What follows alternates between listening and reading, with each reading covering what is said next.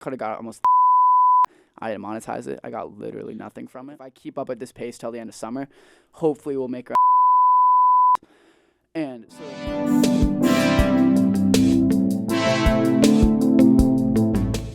So, hello. This is The Margin. This episode 12, recorded April 19th.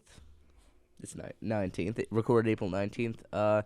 It's probably going to come out the Monday after. Don't worry about that. So, I found this rapper guy, so I'm here now. So, hello. hello. How's your day going? My day's pretty good. Pretty good. What about you? Fine, How's your day? Who are you? My name is Shane, or KT Shaz. Nice. And Oh, yeah. I make music. Oh, Yeah, I make That's music. it. Oh, nice. Okay, then. How did you start making music? So I started around like 2.5 years ago. It was like towards the end of 6th grade, and previously I always like wrote music, but it was more so just copying other songs because I was like 7 years old. And we had a little talent show going, and me and my friend Dimitri were like, let's make a song. So we did, and I ended up writing it, and then we did it at the talent show. It was brutal. I'm not gonna lie. It was called Sprite, and then we were like, well, I was like, I want to make this like an actual song. So I ended up going to a studio in Framingham called Red 13, and I ended up making it to a real song. And I'll be honest, looking back on it, wasn't too good. But now I've released a song on SoundCloud. Song got like 250,000 streams somehow. Oh, nice. It was terrible, and I didn't know how to properly monetize my music then. So out of that couple $100 I could have got, I didn't get a cent, which is pretty rough, but whatever. And then from there on out, I was like, you know what, I'm gonna keep making music. So I did, and the songs then were pretty mid. But then more recently, we made an EP called Fake Love that I released back in beginning of June. That got around 250,000 streams, and that kind of is what kind of like slowly took off for me, is when I released that one. So do you monetize your music now? Yeah, now I do. Now I do. Nice, So nice. I have it all through a platform called DistroKid, and before I had no idea what I was doing, and then thankfully I ran into an artist. So I made a song called Eastside around last January, and I featured an artist called Young Tella. He's a lot bigger than I am, but he kind of gave me a lot of advice on how to start off, and I slowly like built connections in the industry, and then that slowly is what helped me like learn how to do small things. But I had a producer called Sean in the beginning, and he gave me all like the baseline of how to do everything, how to properly get licenses, what I needed, and all that. Did you do it through a label or just DistroKid? I couldn't do it through a label, so I mean, well, no, I could have, but I didn't. So, Labels take a lot of money. yeah, exactly. So I'm independent, and I probably will be for a little bit. But so like labels are complicated, especially around my age because I'm under 18. Yeah, I have seen other artists just do like no label, just independent through social media. Yeah, That works really well. It's That very seems good. common because you don't have you get all the cool. money, you have all your rights. Yeah. Labels are kind of a scam. Yeah, just a little bit, Okay. What are you doing now? As of right now, so we just released a song. I don't know, like a week ago at this point, called Blinded. And the song is like almost like 7,000-8,000 streams now. But so we're planning for 2 albums coming. Oh, 2 albums. Yeah, 2 albums. They're gonna be released within the next 2 years, hopefully. One of them's called Goodbye, or Frick Goodbye, or something like that. I don't know the exact name yet. And the whole point of it, it's like the art of goodbye. It's like when someone says goodbye to you, saying goodbye to someone not saying goodbye when you wish they said goodbye, and like how hard it is to say goodbye. It's just like all the angles of saying goodbye to someone. And that's 12 songs, I assume? What? And that's 12 songs, I assume? Probably closer to like 6 to 8, because 12 songs is a lot, but probably closer to 6 to 8, because then I make a song and I'm like, I want to release this. Like Blinded was supposed to be on an album originally, and I didn't want to wait, so I just released it. So probably closer to 6 to 8. Oh, okay. Okay, nice. What else should I ask? This seems very simple. Yeah, pretty simple. Oh, like, do you just write the music and just go to the studio and... So I usually, when I start to make a song, I usually get like a weird idea, like completely random. Like for instance, Blinded. I was at the Natick Mall, and I just had like a bracelet on, whatever. And then I was with my friend, and he was with his girlfriend at the time, and like my bracelet was just shining a light, and then he goes, KT, you're shining. So then the original line of the song is like, KT, she say, KT, you shining. So I got home, and I was just like, usually when I get home, I just think of like weird things that happen, and if I could ever write a song about it. And I got home and I was like, I just remembered that one specific part randomly, and I added it in the song. And I just started writing it. So like I never have other people write my music, because for me at least, music is more so of like almost like a therapy, almost, I guess you could say. So I hate when other people, I hate when like for me at least, I don't respect it when other people have people write their music. Like I get like someone like helping you out, you know what I mean, finding rhymes. Like I get all that and like working together. But when you just pay someone on Fever or whatever to go write your music, it's kind of like it's not yours. And for me, like I always want my music to try and tell a story. I want it to like represent something, you know what I mean? Like I want it to mean something to me personally. And I feel like if I'm not the one who writes it, it kind of doesn't mean anything. So I always write my own music, and then eventually I'll find a beat, and whether it's scrolling on YouTube, TikTok or whatever, or maybe I have a producer do it as well. Usually when I do an album or like an EP, because like I haven't released a full album yet, it's usually an EP. I'll have one producer do all the beats on it, because it just makes it simple. It makes everything sound similar. It gets like all like the same like melodies and all that, but like not like same, but like similar. And that's usually my plan. And then I end up going to a studio. So currently I go to a studio called Snakebrook and Natick, or because the studio I went to, Red 13, kind of closed down their studio and they went into more of like a production type of company. So, and then we go to the studio, then I make it, and then it takes about a couple weeks to release it, because then I got to get cover art done. So cover art, I have like 5 to 10 people work on, and I have like, so I get like, so like usually I get bored in my room and I just get like a sticky note and just draw something out quickly whenever I get an idea. And usually though, the cover art comes before the actual song, because I think that's what puts the idea in my head. Like Blinded, I was just like, I want like, I just had an idea of like someone standing on like a cliff and looking up and seeing like the sun being blinded, and it turned into like a black hole type of thing and someone on a mountain. And I'm not gonna lie, that's usually all the cover artists, because I'm not that creative. I could have never done that. But that's usually all the cover artist who comes up with all that. And then I have like 5 to 10 people work on it. Like, so it started off with just me sketching it, and then it started with someone like drawing it. And then I'm like, well, I don't like the wording, so I had someone put the wording in. Then I had someone change a little bit of the color scheme. So like on my EP Fake Love, it started as me just doing a weird sketch of me sitting on like a beanbag on a mountain.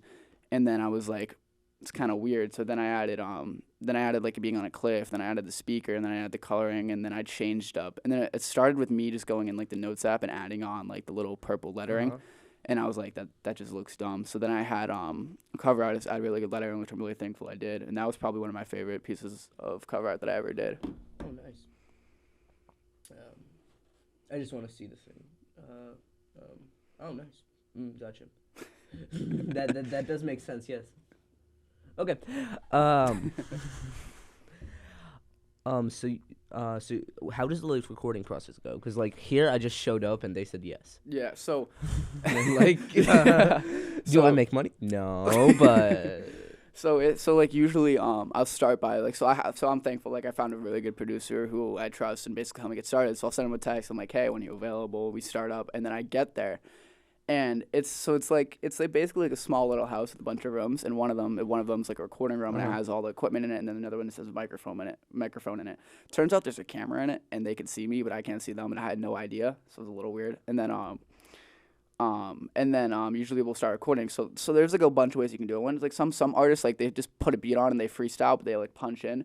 So punch in is when like I'll say a line, we'll stop, cut it to the right point, and then we'll like go back 3 seconds, listen to the line, and I'll go off of it. So that's like punching in. Some people freestyle that punch in, and then some people like they'll write a song and they'll punch in at the time.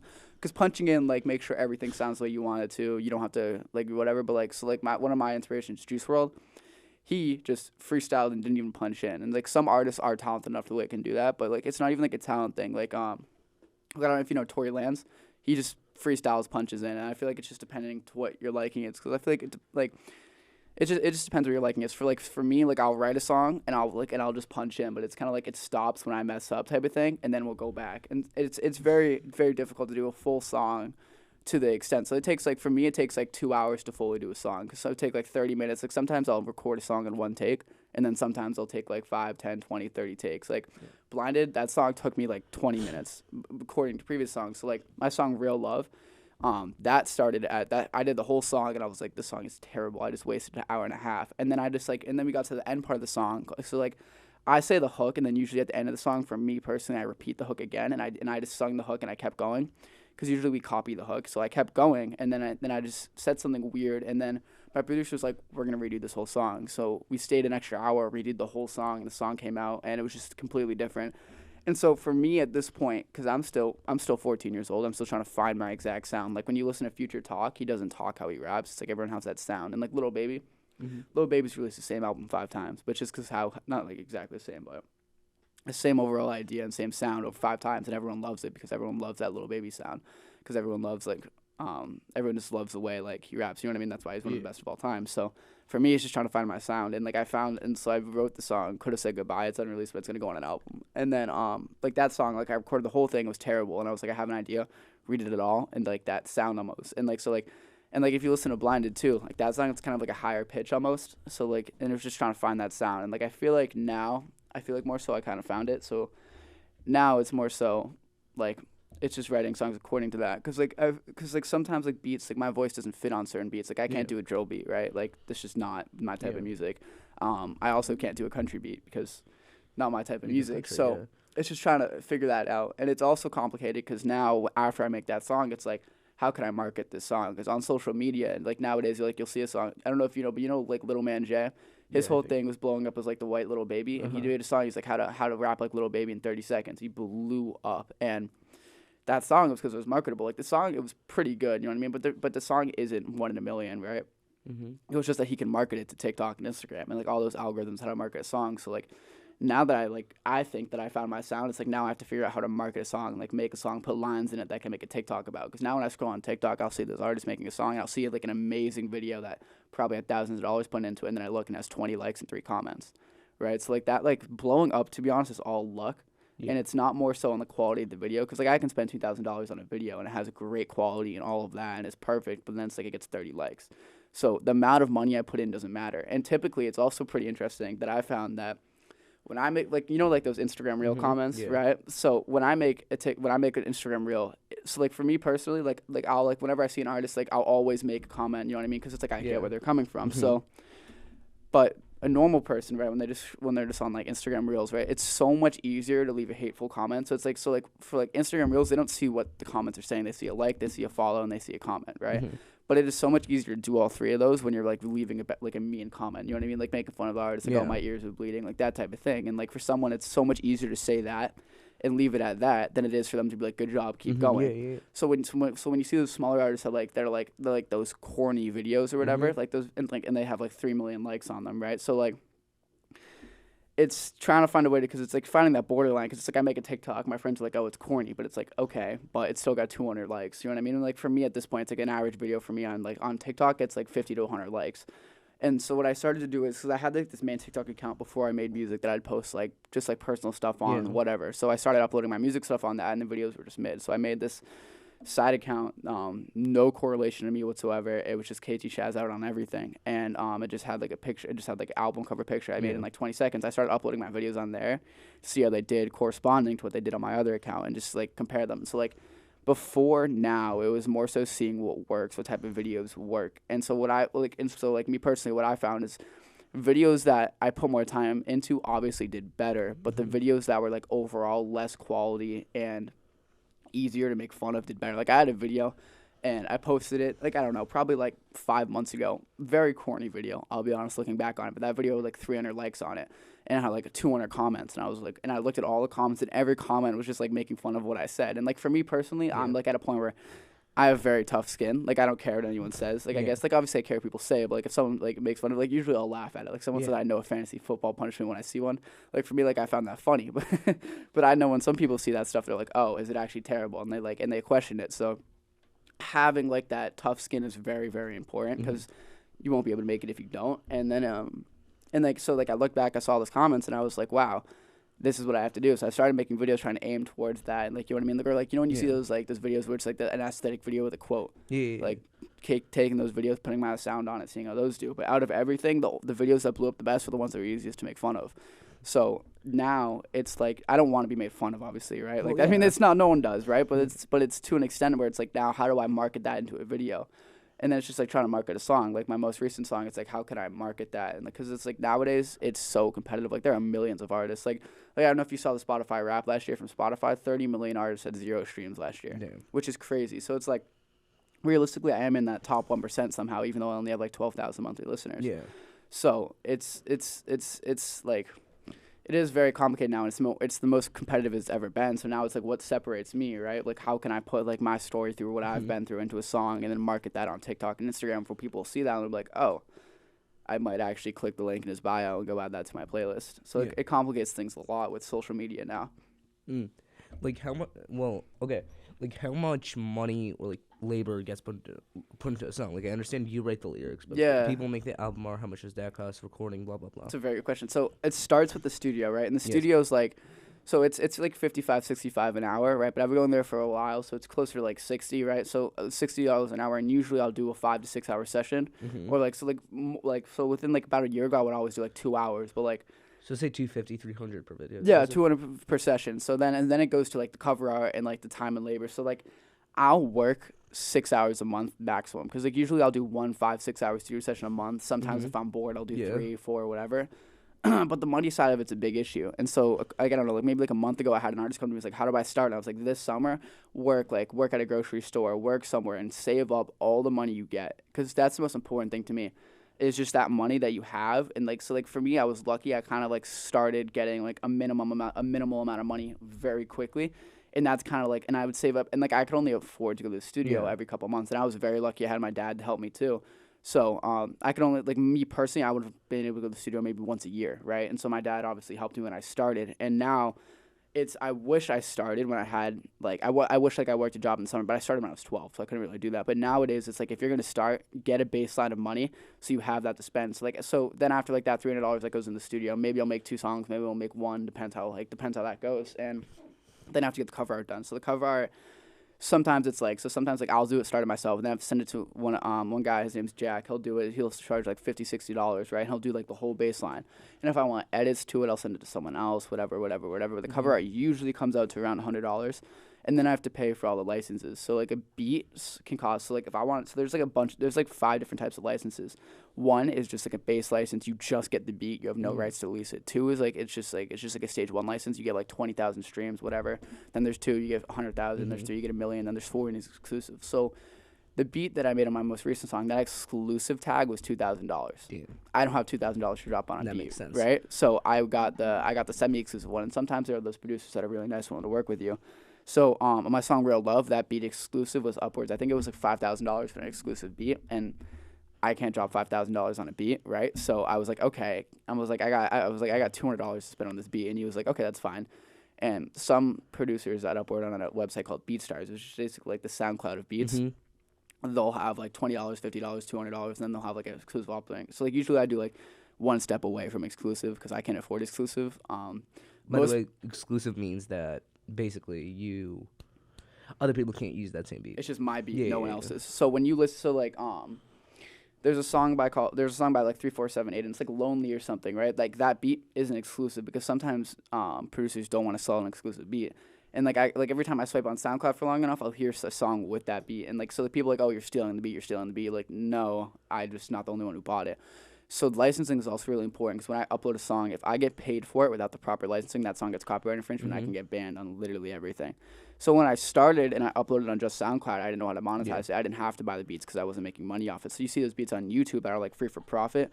Those are the best beats because you don't have to do any licensing, and usually those are producers who are just want to get started. Yeah. So like the equivalent for like free for profit is like for me, it's like I'm doing free features for 24 hours, and like a feature also complicates music a lot too because.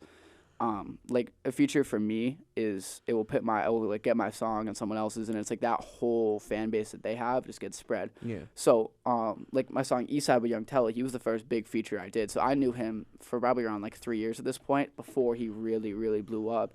And like his feature price was like $2,000. I don't have $2,000 to drop on a feature, and he's like, you know what, I'll do it for $200. And I was like, perfect. So I did that. That song got 250,000. It's like, but like all that song got spread to his fan base too, which is upwards of 10 times bigger than mine, right? Because he has a song with over 100 million streams, which I don't, obviously, but hopefully one day. And like features just spread like my platform to someone else. And it's a way of making money. It's like there's like those few artists that hit me up now and be like, hey, can I do features? It's like, yeah, because I've known you since then. And it's more so like a respect thing. Like you listen to like artists like I don't know if you know like Lil Durk charges. I don't think I do, but okay. He charges $500,000 for a feature, right? Yeah. So, but like, but that's only the people that has no idea who they are, right? So like those big artists like Drake will charge over $1 million probably, right? But like those people, it's like a respect thing too. If I don't know, like something like when a Drake's trying to hit him up, it's like he'll do it for free. It's the same thing at like my level too. And then gee, I just went on a tangent. And then so then after I do the cover art, then it's like I have to buy the licenses. So after I buy the licenses, then I have to find a way to so I have to upload it to DistroKid. And so every couple days there's a new streaming platform coming out. There's those SoundClouds, there's like the Pandora music, like there's all those really small ones, and I wanted to get to all of them. Because some people listen on SoundCloud, some people listen on Apple, most people listen on Spotify, whatever. I want my music everywhere because it just that makes sense. Yeah. Yeah. So I have to pay. So I have to get all the right licenses that I need, which is usually, if I'm lucky, only one license. But the licenses are still very expensive depending on what beat you get. So when I upload it, there's options, right? So there's options to. I can put it out on all storefronts. I can put it out on the 3 major, which is basically Apple Music, YouTube Music, and Spotify. YouTube Music, really? Yeah, YouTube Music is pretty big. Actually, I was surprised because I've never met anyone that releases on YouTube Music. I used to use YouTube Music because my family has YouTube Premium, but it sucked. I hated it. The UI was so bad. And it didn't have podcasts, but then Google Podcasts died. Now it has it, but I use Spotify now. Yeah, Spotify. I listened on SoundCloud because when I started, I bought that SoundCloud package for releasing music, and I was like, well, now I basically have the same thing as Spotify Premium, so I just used that. And then more recently, I started using Apple Music, so I was like, Spotify's terrible. Spotify's not that terrible. Well, not Spotify, SoundCloud. Sorry, SoundCloud. So I was like, SoundCloud is terrible because like some artists, they release their music on like this Go Plus thing, and that's like $20 a month. I'm not spending $20 a month to listen to music, so I'm just like, and like I already have like a family plan for Apple Music, so I switched right back to Apple Music, and thankfully I did because SoundCloud was brutal. SoundCloud is kind of brutal. Yeah, a little bit. And then so after I do that, like I can select what I want. So like there's new platforms that come out. So every time a new platform comes out, all my music just gets pushed onto those immediately too, as soon as DistroKid gets an agreement with them or whatever the company that owns DistroKid is. So immediately after that, and then there's like a lifetime thing. So like I can pay like $100 to get my music out there forever, and it won't get deleted. So DistroKid charges like a yearly fee, and if I don't pay it, my music gets deleted.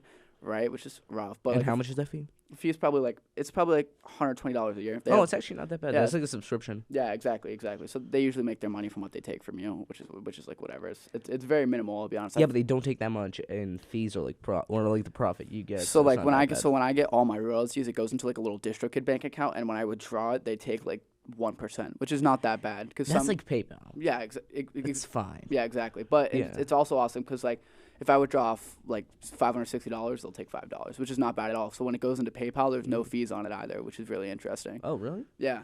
So. That's actually kind of nice how it doesn't take it from both. Yeah, that's not bad. Yeah, I agree. Yeah. I think that's probably why they take $5 and then just put it into PayPal, whatever. I don't know, but so like usually an average cost of a song, depending on how much money I want to put into it, just for the song is probably around $500. But then after that, depending on the song, so like, I haven't been doing a music video or like all that yet because I don't have a song that's worth like a music video costs around $10,000. I don't have a song that's worth that yet, or I know it's like, okay, this is a song that's gonna blow up. And I feel like once you make that song that's gonna blow up, you're gonna know, because you know like, okay, I can market this song, I can do this. It's like, okay, then that's when I would drop all that money on a big music video. That's when I'd like wait 6 months, I'd get everything ready just because like that's the song I want to blow up.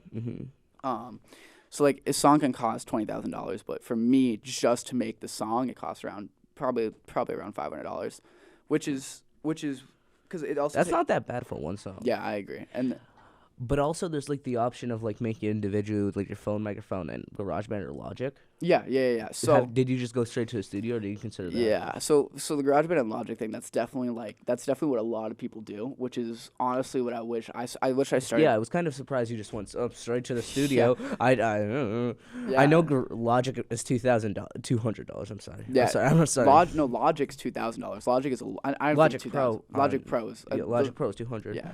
GarageBand is free. Yeah, GarageBand is free. GarageBand is free. I almost wish I started that way, because that's what I would have learned, more specific things, like little sounds, how to incorporate things, like those little things. Like I would have learned all that, and I wish I did, because like most artists that I see now, they start on BandLab or whatever, but I just went straight to that studio, which is usually like, when I was a kid, I thought you had to be like famous to go to a studio, and I was like, well, I can't go to a studio, you have to be famous, and I thought you had to know someone that knows someone type of thing. Turns out you can just go, like anyone can literally go, and I had no idea, so I just went straight there, which I'm almost glad I did it, but at the same time, it would have been interesting to learn from that GarageBand and start from that standpoint. Yeah. It's like I feel like if I started go at GarageBand, I wouldn't be where I'm at now, but I just wouldn't be in the same place, but I also could be in a better place, whatever. But like, I mean, you wouldn't be in like the same place where you are now because it's a different path, but like Yeah. still, Yeah, you yeah, can still go viral on whatever, Oh, on yeah, TikTok, definitely, on definitely. YouTube. Yeah, definitely. But the studio for me, it kind of taught me all those little things because like I met those people that taught me. Yeah. So like now a big part of making music too is networking. Like one of my favorite artists is named Sleepy Hollow, right? So like I'll now like when I need a producer, it's like I'll like find like I'll go in like a big artist following and I'll find a producer and those Yeah. producers they like have connections, right? They talk to like people talk whatever. So if I make a good song with a producer, it's like hey. You want to hear this new song I made with this kid? And it's like, yeah, sure. It's like, you know what I mean? There's like those chances. Yeah. So like that's a big part. So like most of the producers I work with have worked with bigger artists than me. Like the producer that I worked with on Blinded, he worked with like Kyle Rich, Sleepy Hollow, like all those big artists that are on TikTok nowadays.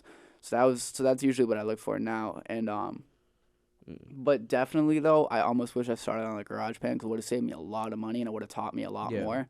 But I also wouldn't have learned some of those things that I learned that being specifically going to a studio. And I wouldn't have met the people I met, Yeah. but you never know. Do you think you would ever switch to like using Logic Pro and just having a microphone at home and doing that? Because that does seem more convenient than going out of your way. It is to a lot studio. more. It's a lot cheaper like over time, and it is a lot Okay, more you need to buy a convenient. microphone. Yeah, I do But a need to buy USB microphone is not that expensive. Yeah, but I spend $300 a month already on studio time, so it's like Yeah. what like evens out the most, you know? So it's Fair. like 5 years down the line, I'd spend maybe like $1,000 on a little setup. Maybe if I want to like if I want to get all bougie, but like 5 years down the road, I'd spend a lot more than that if I kept going to the studio.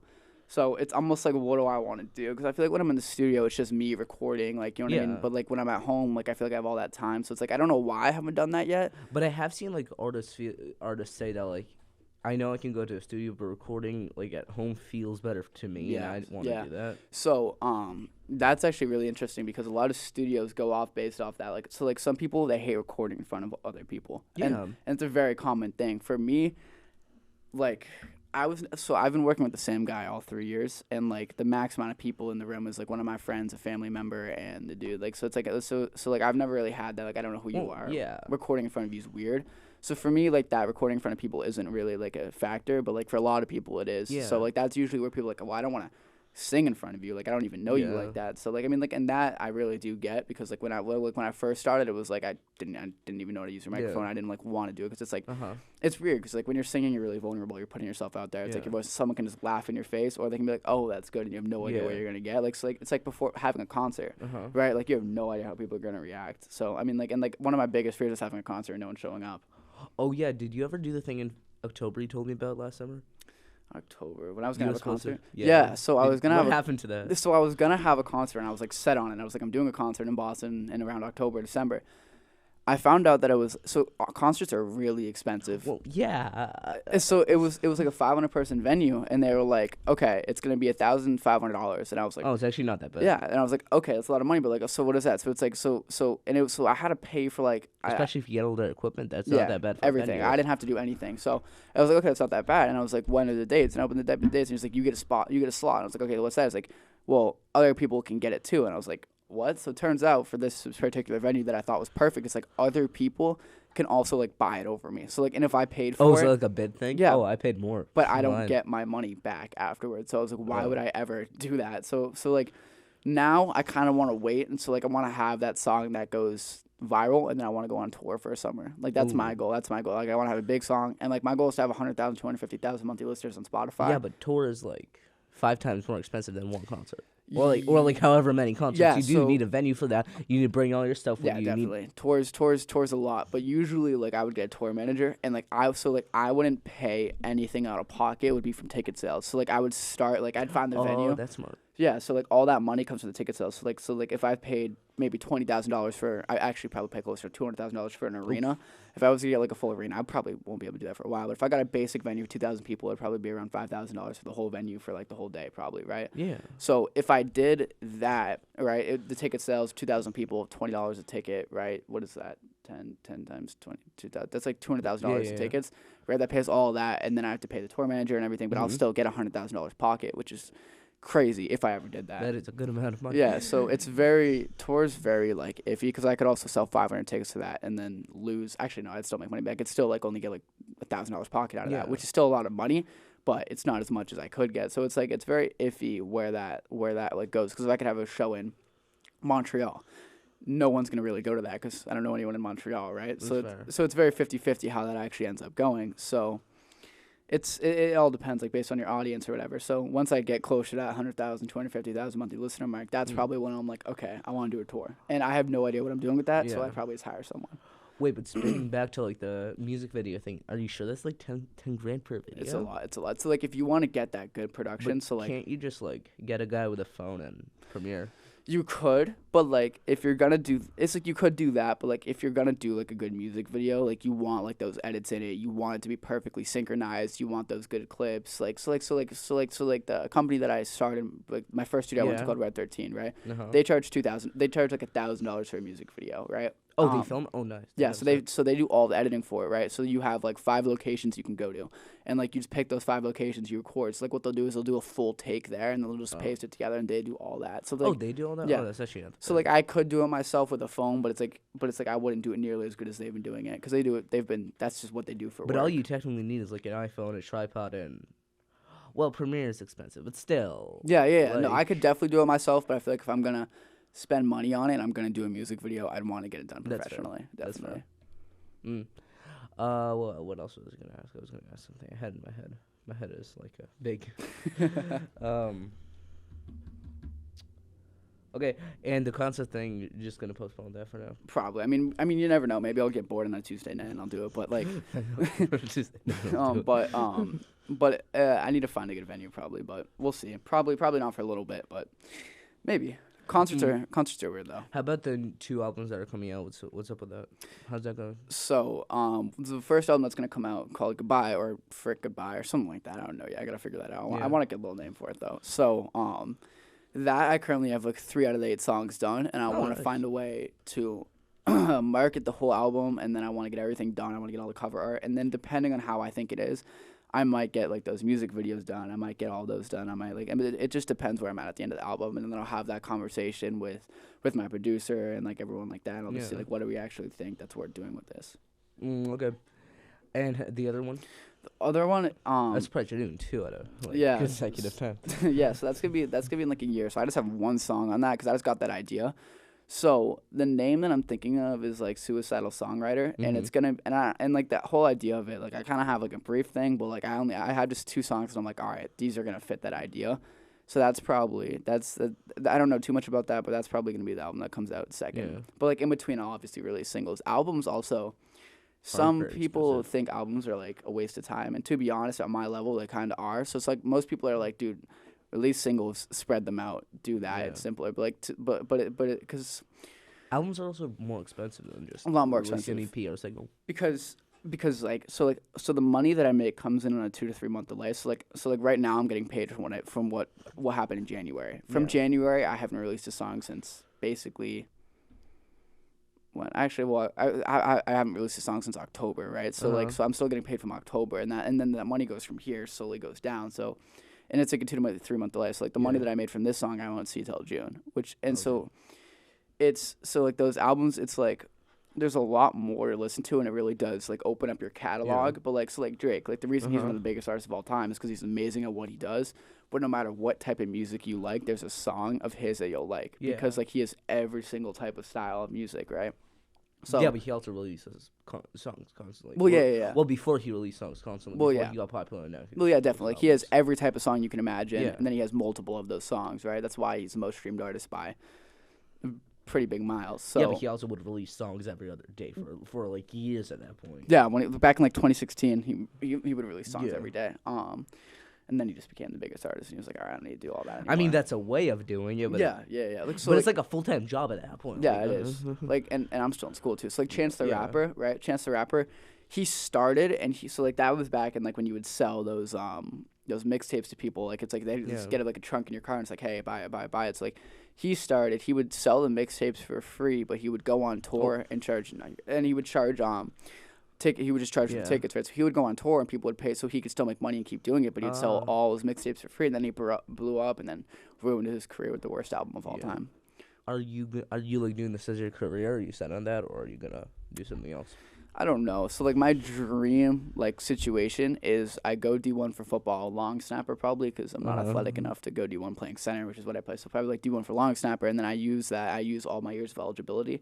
being D1, and I use that D1 platform to promote my music. And once I get like myself as an artist solidified, then I'll just, after that year, I'll just not like drop out, but just stop. Like I'll get a degree or whatever, and I'll just do that, and I'll use all my years of eligibility to solidify myself in the industry, and then because I'll just have that D1 platform, and then afterwards I'll get out and I'll just be set already, because I'll just have 6 years of just raking in NIL money, right? Because it's like, hey, the local bar, I'll give you $1,000 to do this, and it's like over and over and over. And the NIL changes the whole thing for college football too. So I'll just rake in money for 6 years, and I'll use all that, and then the second I get out of college, kickstart myself. So like, I'm 14 right now, and I'm already what? Me too. Yeah. So like, I'm pretty like for as an artist, like I'm pretty decent right now. I still have like 7 years until I have to worry about like, okay, what is my exact career gonna be?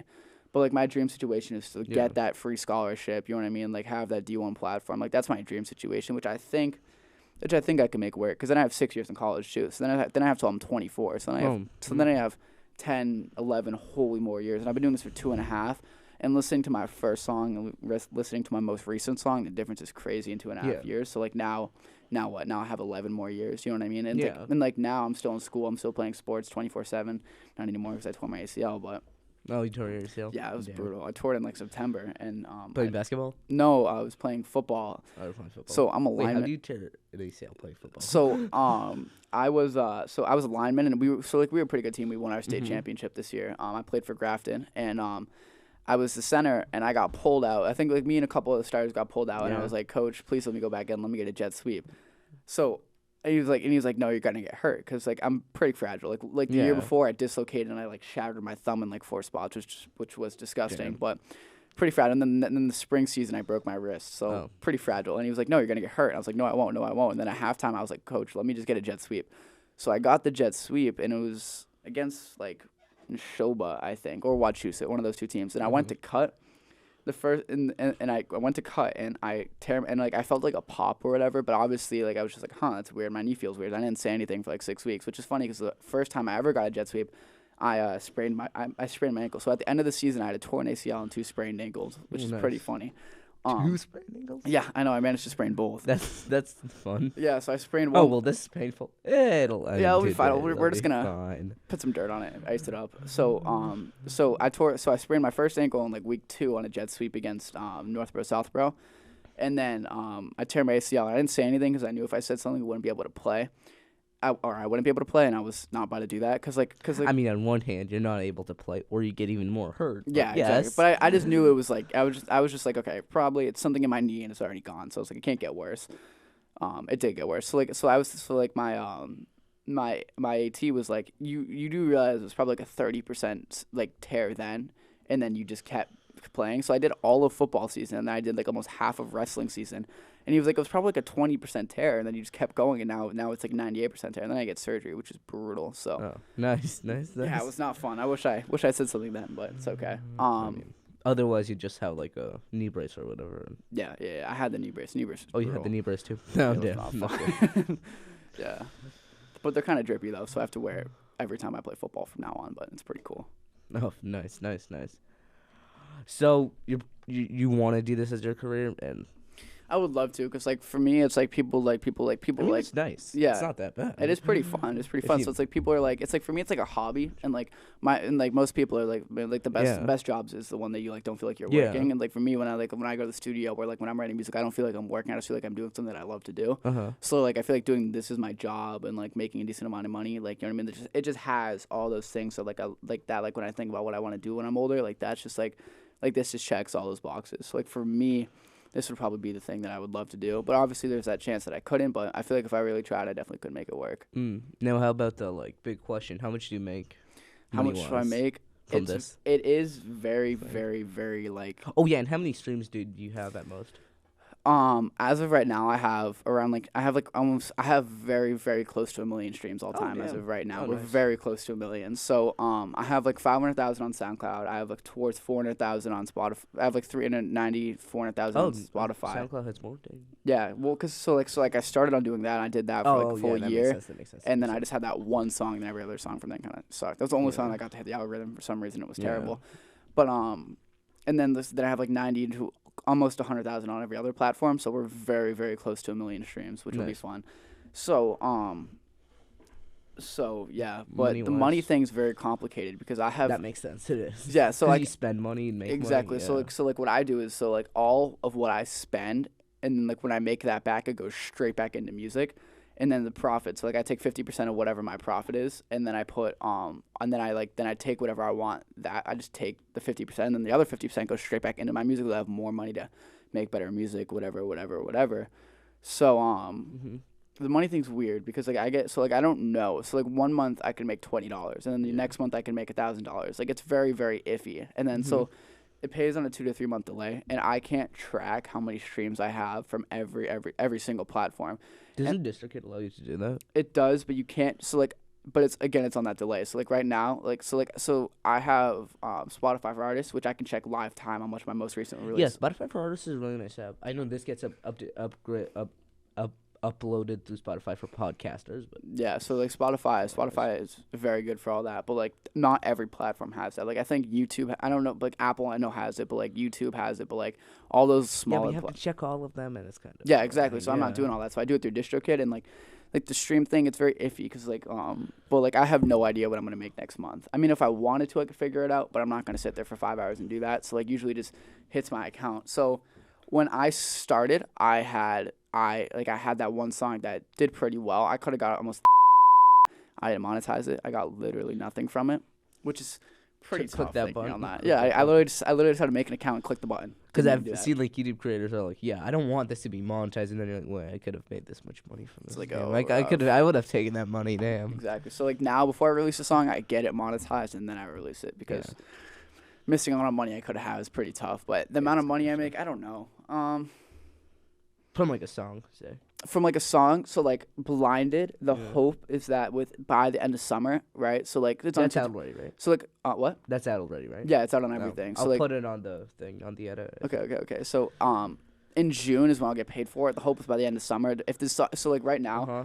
it's been what day is it? It's 19th. yeah, it's 19. It's been around like 9. It's been 9 days since I've released nice. it, and we have around 7,000-8,000 streams. So like if I keep up at this pace till the end of summer, hopefully we'll make. And so like streams is a very minimal. It's like from like where I make a very little amount of money. Uh-huh. So Oh, really? Streams? I heard Spotify pays a lot for streams. Spotify pays around $2 per thousand streams, and then like then Apple Music pays $6 per thousand, which is a big difference because like the bigger the platform, the less money they pay. So so streams is a very minimal amount of where people make money. So like Drake, for instance, his money that he makes from streams is a lot, but like it's like 1% of what he Yeah. actually makes. He gets all the things from brand deals, like Travis Yeah. Scott, right? Yeah. Most artists get their money from tour. So like, Oh, really? yeah, money from Damn. tour, money from merch, money from brand deals, money from like Travis Scott, like he gets all that money from merch, he gets all that money from tour, he gets all that money from features too, from like if I'm doing in like brand deals and all of that, like that McDonald's Yeah. brand deal, like all that stuff is usually where artists get their money from, majority over their streams. So like streams, like sure they can get paid a decent amount, but the majority comes from all that other stuff. And at my level, being like a smaller artist, like I don't have a brand deal, right? Like you know what I mean? So like obviously I look for those opportunities. So what I do is because I can't make enough money off of streams to have enough money to protect myself. So what I do is I have like a little like not like almost like a Discord, but not on Discord, just like a Yeah. group chat of like probably around 100 smaller artists than me, like you know what I mean, like all over the world actually, which is pretty interesting. Oh, cool. And what I'll do is I'll write a song about it, and like I write songs all the time, right? And so you know like ghostwriting stuff, Yeah. right? So like what I'll do is I'll find Scam. so I'll Scam. find one of those YouTube beats, right? And I'll find the song, and I'm like, all right, so I'll sell like a hook and a verse for like Yeah. $25, and I'll sell like 2 hooks and a verse, or 2 verses and a hook for $50, and I'll sell a whole song for $100, and I'm like, all right. So I send a link, and I'm like, first person to send this, and this, and then it's like whoever gets the song, and then like that for me is what makes more than my streams. And after I do that, that's like okay, now we're, and like that's like the baseline. So like that like so like why did I say that so many times? So like the streams and then that together is like 50-50. But like that's usually where the money comes from. So like most artists most artists that like are below that mainstream level. Yeah. They have a job, and like which is good because like having that steady money, like okay, I'm gonna make $1,000 next week, no matter what, is very important. Because for music, I can make $50 next month, or I can make $1,000 next month. Like it's all based on what Spotify wants for me, which recently hasn't been too good apparently. Cause, Really? I mean, like, well, my song could have 100,000 streams, but I have 8,000, which is still a lot, but you never know. Like Spotify, that algorithm controls everything for me, which is pretty cool. Yeah, the Spotify algorithm is really good for recommending you stuff, but then for artists, it's like kind of. It's iffy. It's iffy. So like, I think Spotify more so than other places. Like Spotify has all this algorithmic playlists. So like on Instagram, you like swipe, you see those like add like those cool cool edits or whatever. Like I'll always check that bio and see if they have like that playlist. I'll send a DM like, hey, add my song to your playlist, and like because like those playlists, so like those playlists are huge because like whenever I'm like, oh, okay, I'm listening to the same songs for about 2 months, I need new music, like I'll go on Spotify and I'll check those cool playlists. It's like what's on these, and I'm one of millions who do that. So like getting my music on those playlists is huge, and it really does help skyrocket my streams and all of that, and helps get my music out to new people. Because then it's like, I play a song in the car from like a smaller artist. It's like my friends are like, oh, this song's good. Who is it? And then they do the same thing. It just spreads that music. So definitely those playlists are huge. So I think Spotify for like getting like a new audience is definitely the best platform by far, because it also shows you too, like when you go into that, when you like that Spotify for artists stuff, like it shows you where your streams are coming from. It shows you the people. It shows you the artists they like. It shows you all that. And it gives you very specific things and like where they came from too. Okay. Well, is there anything else you want to talk about? Anything you want to talk about? No, but you need to type the alphabet, and then you will be on the leaderboard. Oh, I have to type the alphabet? You have 3 chances. I'm not going to show you the leaderboard. It's definitely not in the tab that says the leaderboard. Okay, so I have definitely to type. Not. So the enter key resets it back. Okay, so I just type the alphabet? Yes, literally just type the alphabet. Also, we do have other keyboards, but... Wait, what? Wait. Oh. Oh, wait, I have to type, wait. You have to type the alphabet consecutively, and then you click... And don't click enter at the end, though, because that resets it.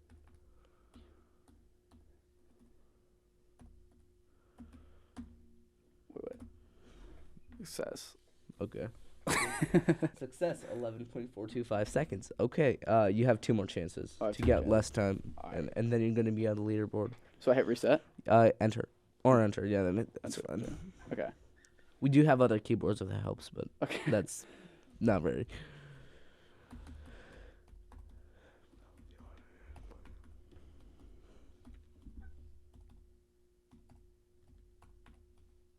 RSTUV. 14 seconds. That's okay, not rough. bad. That's rough. Not bad. Not bad. All right, we got to lock in this time. All right.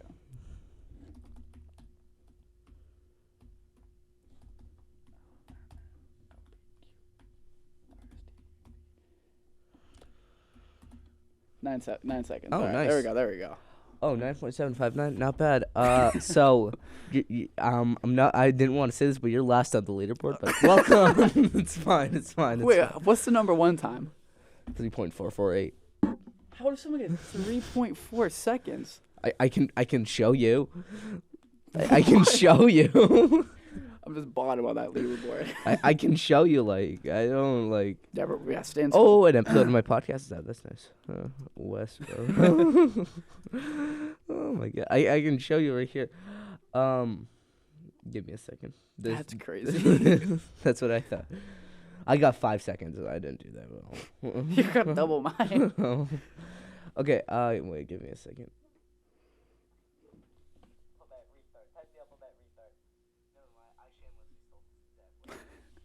Watch this.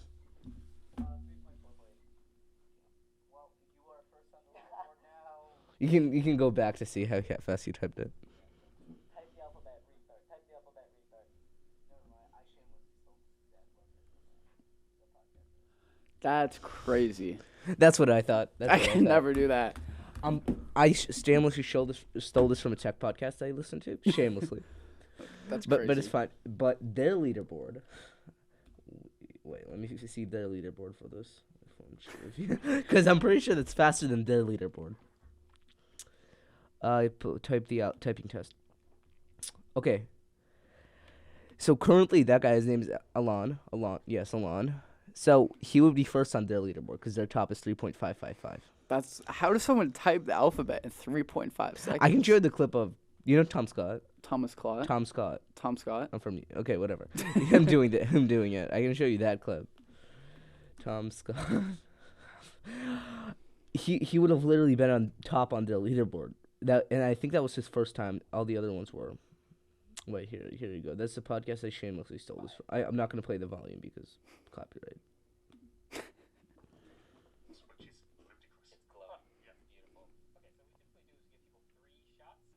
That's crazy that someone typed that in 3.5 seconds. Alon's was faster. Okay, well, I guess that's it. Thanks for coming. Yeah, of course. Thanks for having me. This is coming out. Oh, I can't actually find out when this is coming out because I'm busy next 2 weeks, so I'm doubling up this week. Wait. This is coming out. Today's April 19th. This is coming out April 29th. You can watch it, and it's going to be on cable. I can send you the channels later. Oh, wow. Okay, perfect. All right. Okay, well, thanks for coming out. Of course. Thank you for having me. Okay, Damn, I don't know how someone types that fast, but